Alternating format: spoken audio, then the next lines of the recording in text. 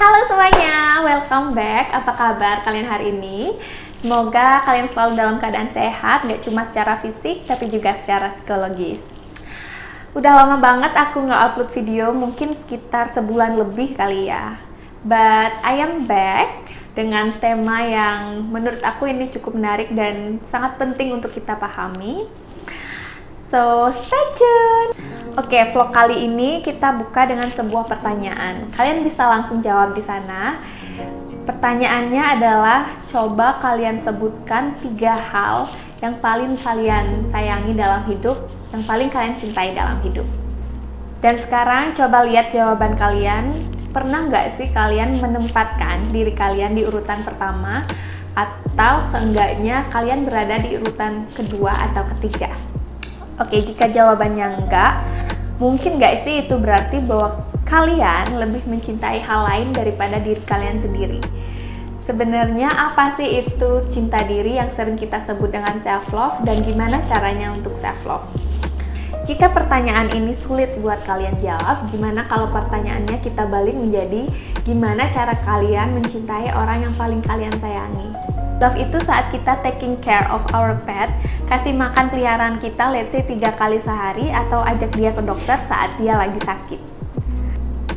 Love itu saat kita ngerasa bangga dan kasih apresiasi sahabat kita ketika dia mencapai suatu keberhasilan. Love itu ketika seorang laki-laki memberikan pacarnya bunga untuk menunjukkan perasaannya bahwa wanita ini adalah wanita yang berharga dan spesial buat dia.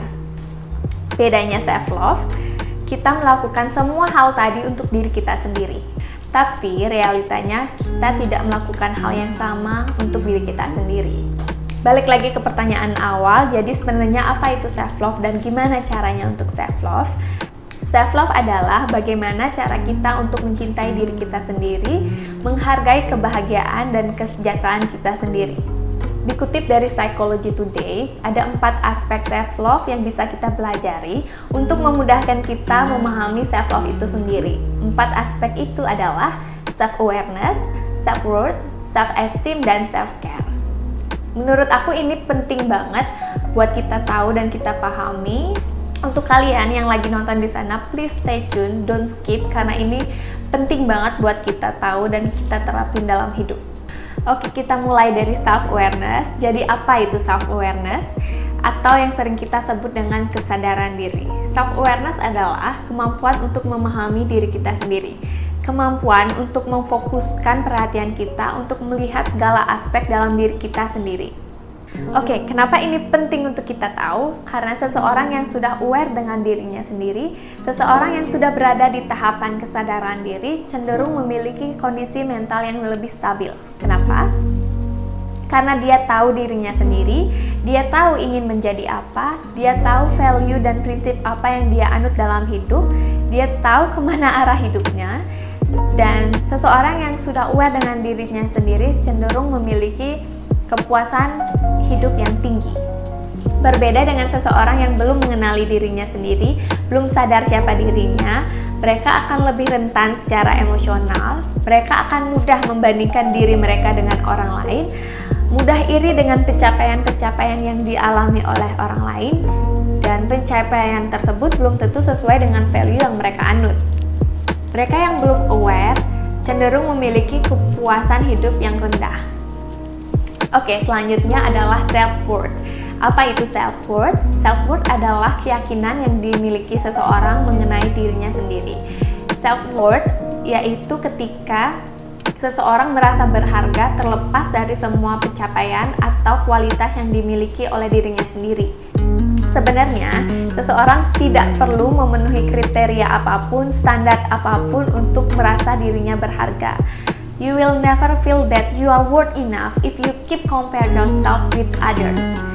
Yang membuat kita merasa tidak berharga itu bukan diri kita sendiri, melainkan perbandingan yang kamu lakukan pada dirimu sendiri dengan orang lain.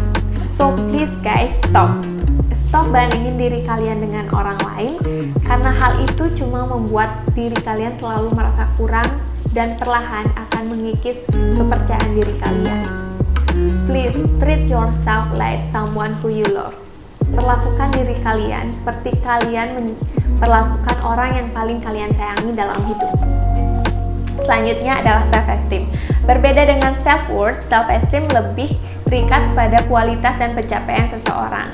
Self-esteem adalah evaluasi positif seseorang mengenai dirinya sendiri. Seseorang yang memiliki self-esteem yang tinggi cenderung merasa dirinya layak dan pantas. Berkebalikannya, dengan seseorang yang memiliki self-esteem yang rendah cenderung merasa dirinya tidak layak dan tidak pantas. Nah, self-esteem ini berdampak pada kesehatan mental seseorang, seperti adiksi, depresi, dan kecemasan pada diri. Banyak orang berusaha meningkatkan self-esteemnya dengan membaca kalimat-kalimat motivasi, quote-quote tentang kehidupan, di mana hal itu menurut aku cuma berlangsung sementara aja. Hal yang paling efektif untuk meningkatkan self-esteem adalah dengan meningkatkan sense of achievement. Apa itu sense of achievement?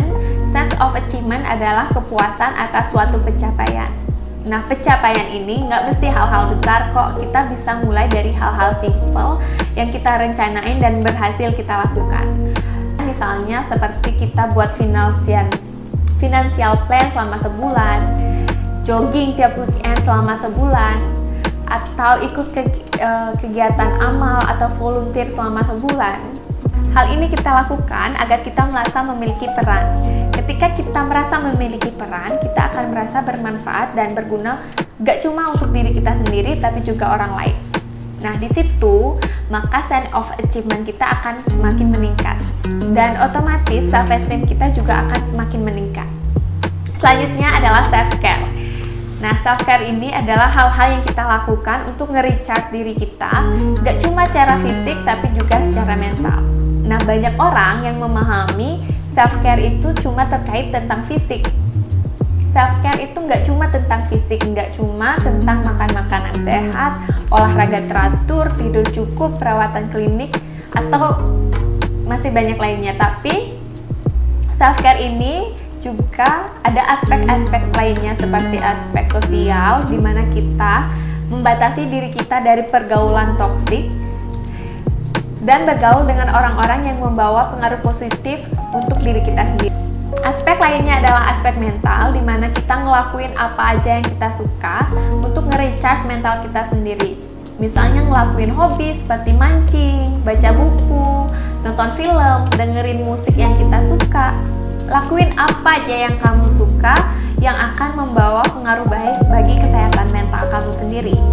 Aspek yang terakhir adalah aspek emosional yang berkaitan tentang gimana cara kita untuk mengontrol dan mengekspresikan emosi yang kita rasakan, seperti marah, sedih, kecewa, senang.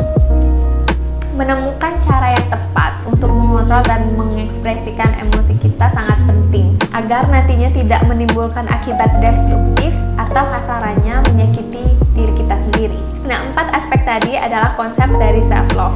Kenapa self-love begitu penting? Karena self-love ini sangat berkaitan dengan bagaimana cara kita berinteraksi dengan orang lain.